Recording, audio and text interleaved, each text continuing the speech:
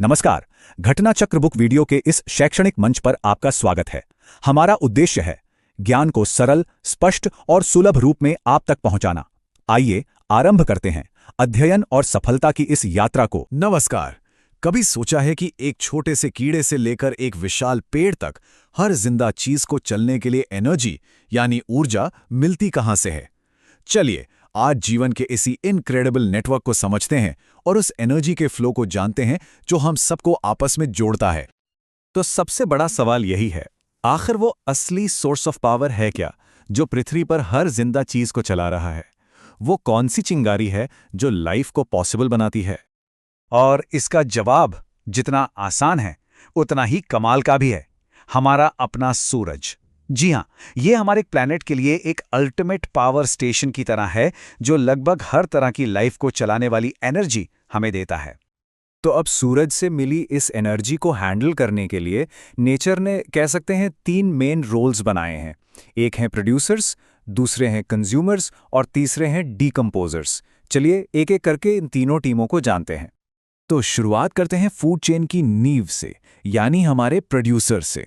इन्हें आप इकोसिस्टम के शेफ समझ सकते हैं जो सबके लिए पहला खाना तैयार करते हैं। इन पावर हाउसेस को एक साइंटिफिक नाम भी दिया गया है, ऑटोट्रॉफ्स, यानी स्वपोषी। इसका मतलब बड़ा सीधा सा है, जो अपना पोषण खुद करे। ये सेल्फ डिपेंडेंट है, आत्मनिर्भर है। सूरज की रोशनी और कुछ बेसिक चीजों का इस्तेमाल करके अपना खाना खुद बना लेते हैं। और ये करते कैसे हैं? एक कमाल की प्रोसेस के जरिए, जिसे हम सब जानते हैं, फोटोसिंथेसिस यानी प्रकाश संश्लेषण। ये सूरज की रोशनी को पकड़ते हैं और उसे यूज करके हवा और पानी को ग्लूकोज में बदल देते हैं, जो एक तरह का मीठा, एनर्जी से भरा फ्यूल है। और मजे की बात यह है कि ये प्रोड्यूसर्स हर जगह हैं। जमीन पर तो हम इन्हें आसानी से देख लेते हैं, बड़े बड़े पेड़, पौधे, घास। लेकिन पानी में प्राइमरी प्रोड्यूसर्स अक्सर माइक्रोस्कोपिक जीव होते हैं, जिन्हें फाइटोप्लैंक्टन कहते हैं। ये समुद्र की फूड चेन की नींव रखते हैं। ठीक है, तो प्रोड्यूसर्स ने सूरज की एनर्जी को खाने में बदल दिया, उसे स्टोर कर लिया। पर कहानी यहीं खत्म नहीं होती। इस एनर्जी का आगे क्या होता है? इसे कौन इस्तेमाल करता है? और यहीं पर एंट्री होती है हमारी दूसरी टीम की, कंज्यूमर्स यानी उपभोक्ता। ये वो जीव हैं जिन्हें जिंदा रहने के लिए दूसरों को खाना पड़ता है। इनका भी एक साइंटिफिक नाम है, हेट्रोट्रोफ्स यानी परपोषी। मतलब ये अपना खाना खुद नहीं बना सकते। इन्हें अपना न्यूट्रिशन पाने के लिए दूसरे ऑर्गेनिजम्स पर, चाहे वो पौधे हों या जानवर, डिपेंड रहना पड़ता है। अब देखिए ये फूड चेन काम कैसे करती है। सबसे पहले हैं प्राइमरी कंज्यूमर्स यानी हर्बीवोर्स, जो सीधे प्रोड्यूसर्स को खाते हैं, जैसे टिड्डा घास खाता है। फिर आते हैं सेकेंडरी कंज्यूमर्स, जो प्राइमरी कंज्यूमर्स को खाते हैं, जैसे मेढक ने टिड्डे को खा लिया। फिर आते हैं टर्शरी कंज्यूमर्स, जो सेकेंडरी कंज्यूमर्स को खाते हैं, जैसे सांप ने मेंढक को खा लिया। और आखिर में आते हैं टॉप कार्निवोर्स, जैसे शेर।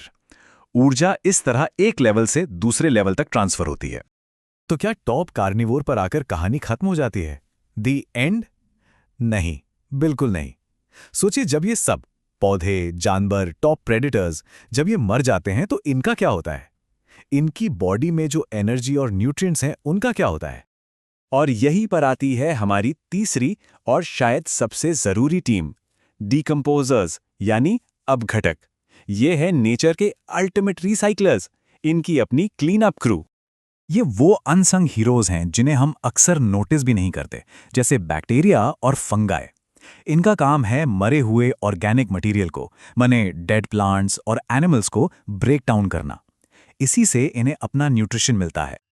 और इनका काम बहुत ज्यादा इंपॉर्टेंट है। ये कॉम्प्लेक्स ऑर्गेनिक मैटर को वापस सिंपल न्यूट्रिएंट्स में बदल देते हैं, जैसे नाइट्रोजन, कार्बन, फास्फोरस, और इन्हें वापस मिट्टी और पानी में छोड़ देते हैं। तो अब पूरी पिक्चर साफ हो रही है ना? ये कोई वन वे स्ट्रीट नहीं है, ये एक पूरा साइकिल है।